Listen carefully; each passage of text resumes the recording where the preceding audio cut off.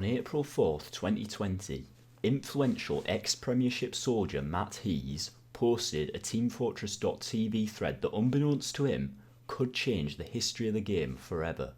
Right? He suggested that the community make a pro mod, for lack of a better word, or two better words, that would revert one of the most controversial changes in TF history, allowing medics to run at the same speed as the scout that they were healing. Now, this changed the meta of the game in a pretty monumental way. I mean, I know if you listen to the stable geniuses over on fucking reddit.com, they'll tell you that the game's meta has never changed because we still play the same classes. You know, just like CSGO's meta has never changed because they still use fucking rifles and an AWP. But this was a heavy push towards a meta that was already shifting to be more scout oriented since the dawn of the game, really. I mean, the last heavy nudge in this direction, obviously, the last major shift being the shotgun universally falling out of favour years ago for double gunboats in kind of the Lansky era, Froyotech, that kind of age of the game.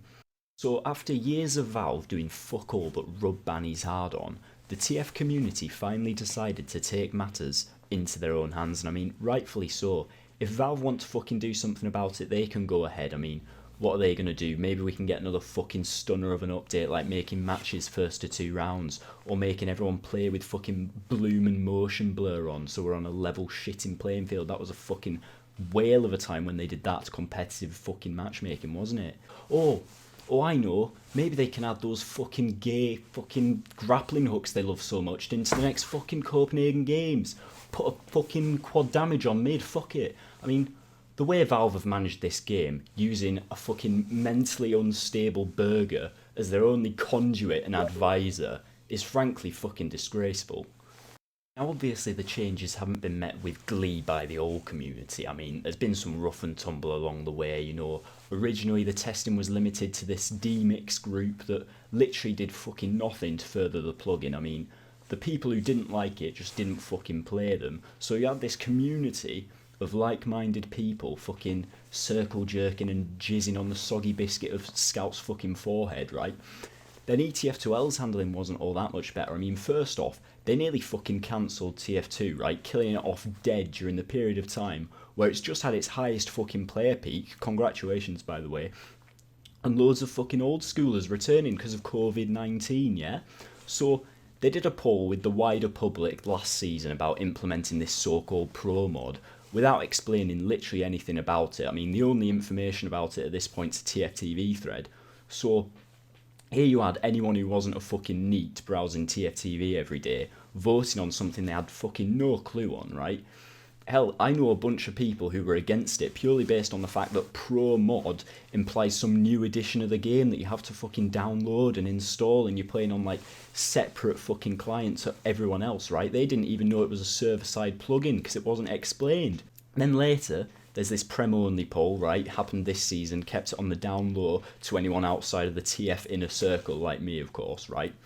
So they have this Prem-only poll, and there was this caused a bit more of a ruckus, right? Because the top players voted by a very small margin to not revert the medic speed change, which is now getting reverted in this upcoming season. They voted to change everything else about this plugin, but not this medic speed change. So personally, I think it's a fucking great idea. I mean, they voted for these other 8 or whatever plugins there are. You might as well chuck this along with it, because you're not going to find anything out from running some fucking shitty pre-season cup where no one's trying and only fucking wank pug teams sign up, right?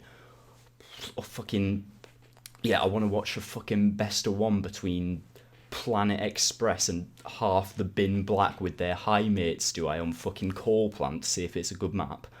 I want to fucking see Danger Dogs testing the fucking Calmangler 3000 against fucking, I don't know, Charlie, do I? Do I fuck? Throwing it straight in the season was the right thing to do in my eyes, to get some actual testing in and find out if things really were better back in the glory days that everyone remembers, you know, back with your I-55s and all these fucking huge scale events that everyone's so fond and nostalgic over, right? I mean, we all know that MG Mike played back then, so Matt was fucking itching to be the best soldier in the game as soon as medics run slow like they did for Mike. But surprise, surprise, he's still in Div fucking 2. And I know maybe it's a bit undemocratic if the majority didn't actually vote for this change, but you got fucking people like Eames over here acting like the fucking right honourable MP for the fucking constituency of Gullywash fucking South, clamouring about his fucking, oh, my supermajority, and fucking saying that the fucking Speaker of the House should have to push it through himself. Oh, dare you fucking twit, no one gives a shit. Although, right, one concern that I do put some weight on is our reliance on Twiku to now run the game for us. Like, I mean, he's a notoriously weak and frail-bodied person, right? So if he gets taken down by, say, a global pandemic, or Eames twatting him in his little French face, we're going to lose a very important chunk of the scene of our game, right? The sole proprietor of this pro mod that every game now relies on. Or worse, relying on this benevolent fucking dictatorship of some weird centre player means he might make some fucking questionable changes and we all just have to fucking deal with the consequences, like giving Medic a shotgun or letting Soldier fucking melee you with his cock for 99 damage. Fuck, if Twiku adds those gay fucking grappling hooks, I'm gonna...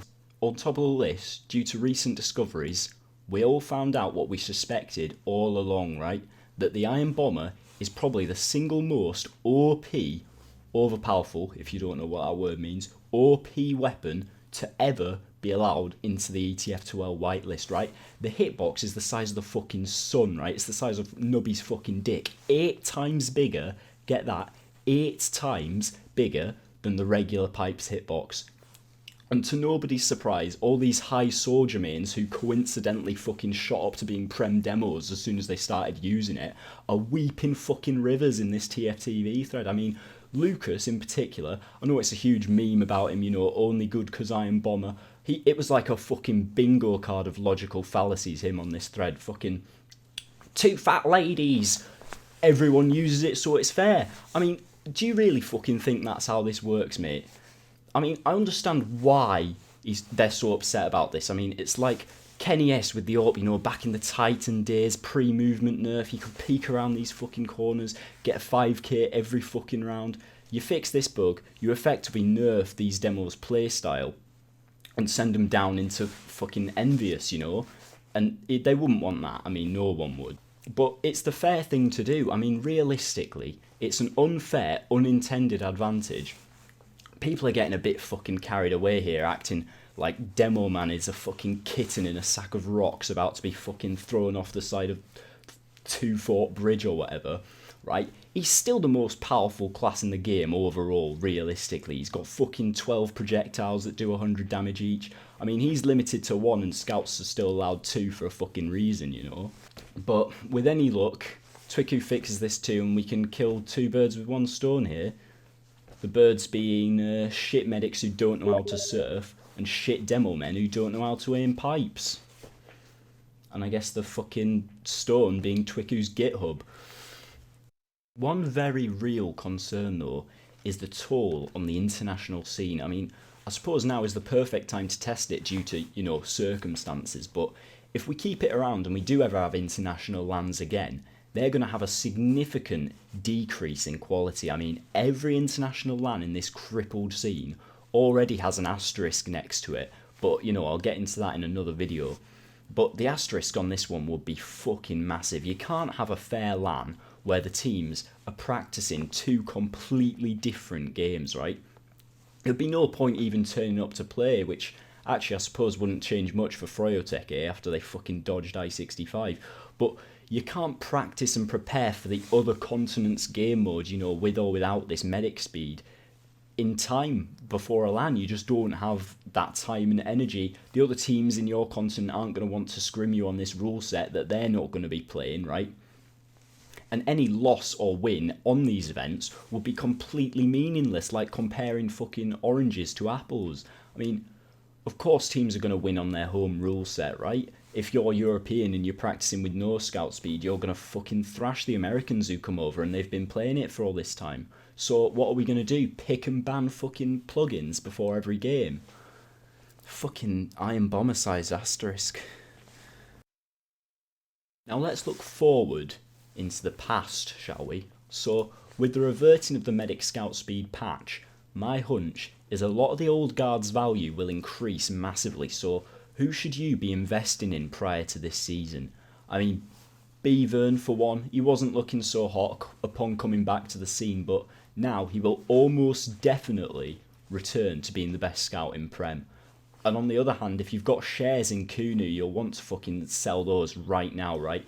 A very heavily beam-centric player, right? One of the true new era scouts who were born and raised as a pocket first and a scout second, if you know what I mean. My theory is he's going to go from a boy wonder to a soy blunder after this change. And all soldiers, of course, going to take a sharp rise, particularly those who have climbed up to the top post-medic change. I mean, I'm thinking so stalwarts like Hugo, Jeevan, players like these up-and-comers who fought all the way to the top on hard mode are now going to be experiencing easy mode soldier for the first time and wrecking face. And of course, there's those elite level players, right, who are always a safe place to put your money, accrue some profits from, you know, people like Captain, right? Didn't even find it hard to get onto medics in this modern day, you know, harsh anti-sacking environment. You got two fucking beam scouts with laser eyes fucking shooting you down the whole time. And he was still finding his way onto medics, making it look fucking easy when they were Usain Bolting all over the place. I mean, he's only going to have an easier time now applying his immense skill set. So as always, he's going to be a player to look out for. This video was kindly supported by Eon1, Blunt Smoking Sentry Buster, Zodvid19, IsHasBot, the MVM Profiteer, he used all his rockets, not going to mid, Vori the Feeder, Dastomper Flyro, Dumb Trademark, and Beanos. And a very special thanks goes out to Ra Medigun. If you want to get in on the action, you can join the Australia Illuminati over on my Patreon page in the description.